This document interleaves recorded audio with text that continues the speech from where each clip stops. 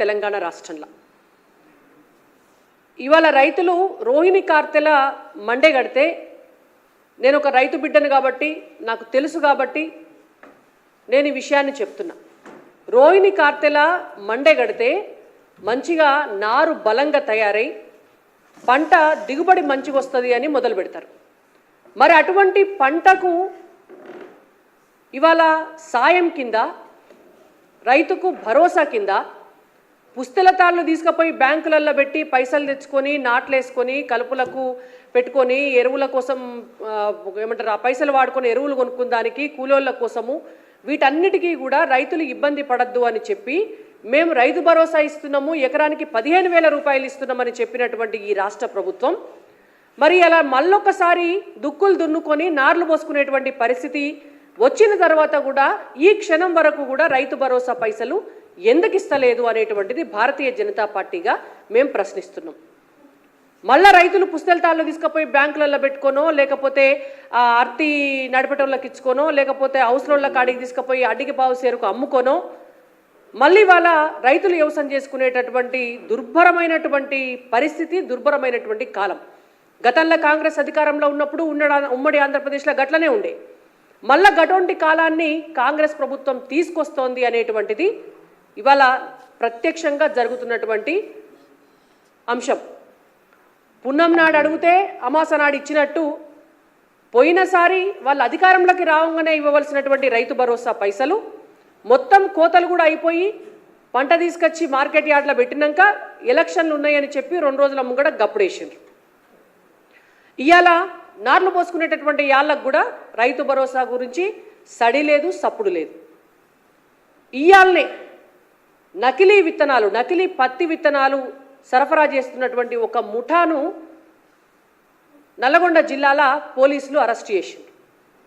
అంటే ఇవాళ ప్రభుత్వానికి కళ్ళు కనబడతలేవా?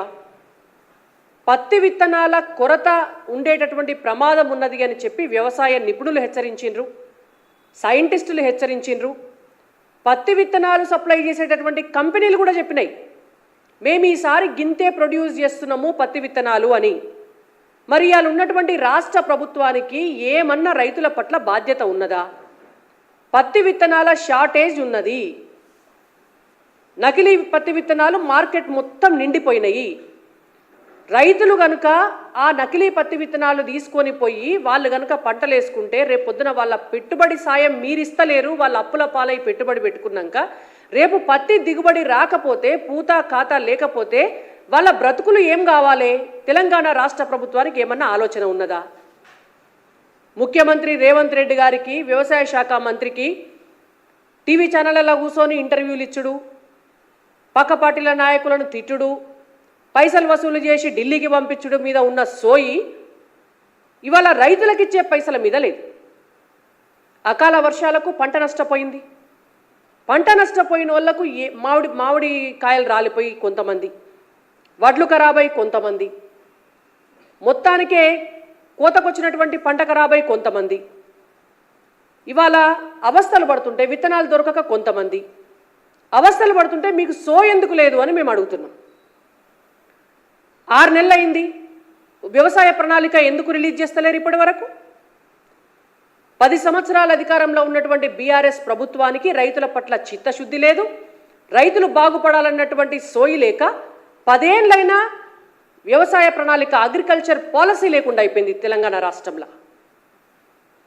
ఆనాడు ఎడ్యుకేషన్ పాలసీ లేకుండే, ఎంప్లాయ్మెంట్ పాలసీ లేకుండే, ఎంపవర్మెంట్ పాలసీ లేకుండే, ఏముండే అంటే ఒక్క లిక్కర్ పాలసీ ఉండే. ఇవాళ కాంగ్రెస్ పార్టీ అధికారంలోకి వచ్చినాక కూడా 6 నెలల కాలమైనా కూడా ఈ రోజు వరకు కూడా అగ్రికల్చర్ పాలసీ, వ్యవసాయ ప్రణాళిక ఎందుకు రిలీజ్ చేస్తలేదు కాంగ్రెస్ పార్టీ ప్రభుత్వం? రేవంత్ రెడ్డి గారు ఎన్నికల ప్రచారంలో వారు ముఖ్యమంత్రి అయినాక కూడా అనేక సార్లు చెప్పినారు నేను రైతు బిడ్డను అని. మరి రైతు బిడ్డవైతే ఎందుకు నకిలీ విత్తనాలను అరికట్టలేకపోతున్నావు? ఇవాళ పత్తి విత్తనాలు ఎట్లా సరఫరా అవుతున్నాయి రాష్ట్రంలో? రైతు బిడ్డవైతే రోహిణి కార్త్ వచ్చినాక కూడా రైతు భరోసా పైసలు ఎందుకు రిలీజ్ చేస్తలేవు రైతుల కోసం? రైతు బిడ్డవైతే ఇవాళ గత ప్రభుత్వం కేంద్రం ఇస్తున్నటువంటి ఫసల్ బీమా పథకాన్ని తెలంగాణ రాష్ట్రంలో ఇంప్లిమెంట్ చేయనీయకపోతే 6 నెలల కాలమైంది. ఫసల్ బీమా పథకాన్ని నువ్వెందుకు ఇంప్లిమెంట్ చేస్తలేవు? చలో నువ్వు చేయవు కావచ్చు, కేంద్ర ప్రభుత్వానికి పేరు వస్తుంది, మేము ఫసల్ బీమా పథకాన్ని ప్రధానమంత్రి పేరు మీద ఉంది కాబట్టి మేము ఇక్కడ పెట్టము అంటే ఏదన్నా ఒక పంటల బీమా పథకం పెట్టు. 6 నెలలైనా తెలంగాణ రాష్ట్రంలో ఒక పంటల బీమా పథకం ఎందుకు లేదు? మీకున్నటువంటి చిత్తశుద్ధి తెలంగాణ ప్రజానీకం మీద ఇదేనా అని మేము అడుగుతున్నాం. గత ప్రభుత్వం 1,00,000 రూపాయల రైతు రుణ మాఫీ అని రైతులను నిండా ముంచింది. 10 ఏళ్ళైనా వాళ్ళకి శాతకాలే చేయడం. మీరు 2 లక్షల రైతు రుణ మాఫీ అధికారంలోకి రావంగానే చేస్తాము అని చెప్పి మళ్ళొక్కసారి రైతులను నిండా ముంచిండ్రు.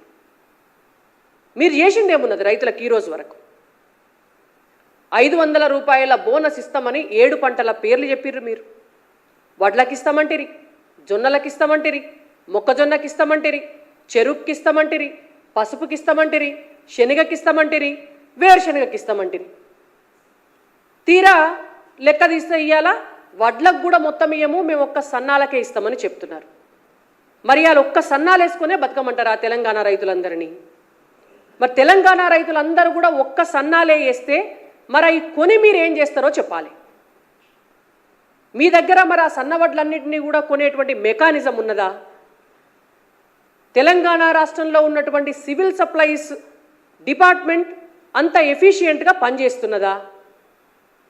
నిన్న ఉత్తమ్ కుమార్ రెడ్డి గారు ఒక ప్రెస్ కాన్ఫరెన్స్ పెట్టి ఈ పక్క పొంట ఒక 3 నాయకులను, ఆ పక్క పొంట ఒక 5 నాయకులను కూర్చోబెట్టి పెద్ద ఉపోద్ఘాతం చెప్పినాడు. సివిల్ సప్లైస్ డిపార్ట్మెంటు 58,000 కోట్ల రూపాయల అప్పులల్లో ఉన్నది అని గర్వంగా చెప్పుకుంటున్నాడు ఆయన. 58,000 కోట్ల రూపాయల అప్పుల్లో సివిల్ సప్లైస్ డిపార్ట్మెంట్ ఉన్నది. 11,000 కోట్ల రూపాయల నష్టాల్లో ఉన్నది సివిల్ సప్లైస్ డిపార్ట్మెంట్ అని.